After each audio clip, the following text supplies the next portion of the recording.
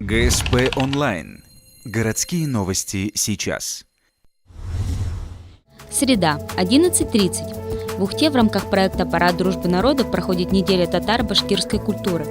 Именно поэтому сегодня столовая «Матрешка» проводит День национальной кухни, добавив в свое привычное меню более 10 татаро-башкирских блюд. Праздник весны, это татарский праздник. Мы ввели новые блюда. У нас есть плов азу по-татарски, выпечка всевозможная, эчпачмак, сметанник татарский, салатики.